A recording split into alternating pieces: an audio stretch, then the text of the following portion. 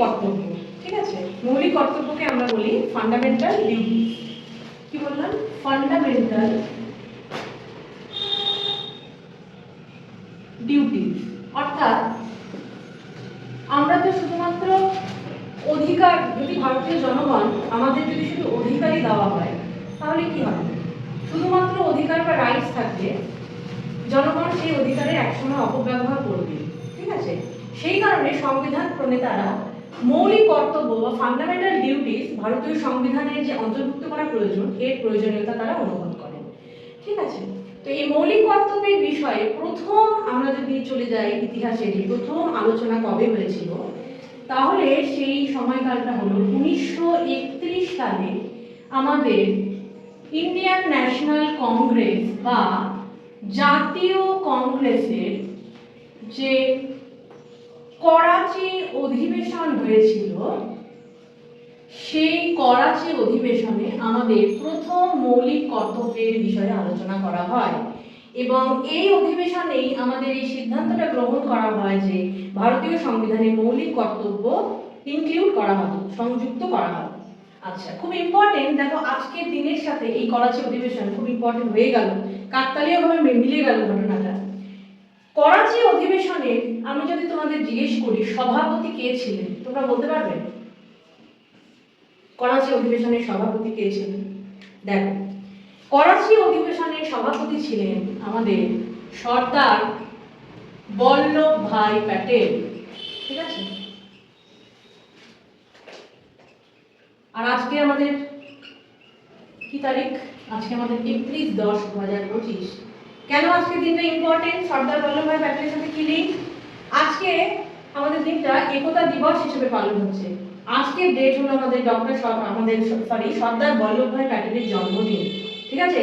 সর্দার বল্লভভাই প্যাটেল, যাকে আমরা ভারতের লৌহ মানব বলে থাকি, সেই লৌহ মানবের জন্মদিনকে স্মরণে রেখে আজকের দিনটা কেন্দ্র সরকার আমাদের রাষ্ট্রীয় একতা দিবস হিসেবে পালন করছে। হ্যাঁ, এই জন্য আজকে কেন্দ্র সরকারের অন্যান্য বিভিন্ন কর্মসূচি রয়েছে, যেরকম ম্যারাথন রেস হচ্ছে, কোথাও কোথাও কুচকাওয়াজ হচ্ছে, কোথাও আমাদের বিভিন্ন সেনাবাহিনীর সঙ্গে জড়িত যে সমস্ত ব্যক্তিরা আছেন তাদেরকে সংবর্ধনা দেওয়ার অনুষ্ঠান চলছে ইত্যাদি।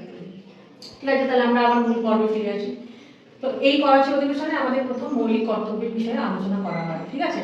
তারপরে তো আমরা আমাদের সংবিধান অ্যাকসেপ্ট হওয়া, কার্যকরী হওয়া, এই সমস্ত দিকগুলো দেখেছি। তো 1950 সালের 26শে জানুয়ারি, যে দিনটা আমাদের সংবিধান কার্যকরী হয়েছিল, সেই দিনেও কিন্তু, অর্থাৎ মূল সংবিধানেও কিন্তু আমাদের মৌলিক কর্তব্য বলে কোনো কিছু উল্লেখ ছিল না, ঠিক আছে? তাহলে মৌলিক কর্তব্য আমাদের কবে থেকে এলো? মৌলিক কর্তব্য আমাদের সংবিধানের অন্তর্ভুক্ত হলো, সংবিধান সংশোধন করে আমাদের অন্তর্ভুক্ত করা হলো 1976 সালে 42তম সংবিধান সংশোধনী দ্বারা, ঠিক আছে?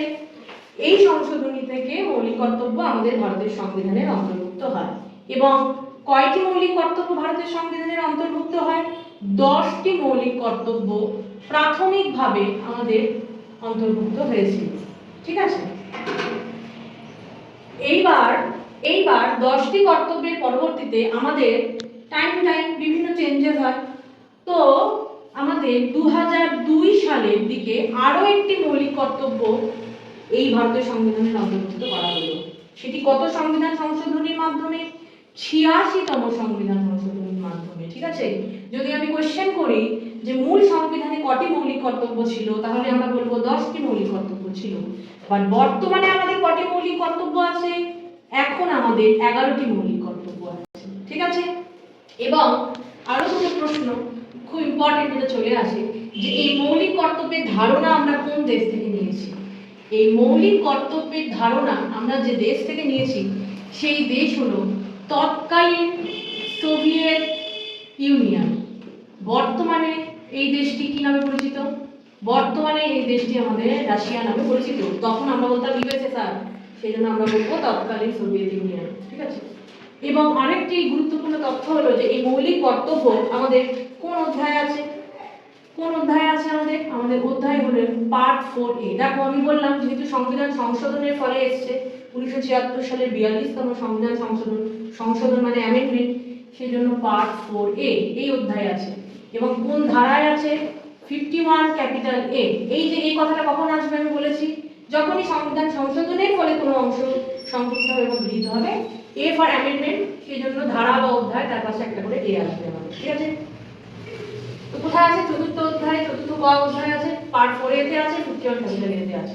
আরো একটি গুরুত্বপূর্ণ তথ্য, কোন কমিটির সুপারিশ অনুযায়ী আমাদের মৌলিক কর্তব্য ভারতের সংবিধানে অন্তর্ভুক্ত হয়? কোন কমিটির সুপারিশ অনুযায়ী? খুব ইম্পর্টেন্ট কমিটি, সর্দার শরণ সিং।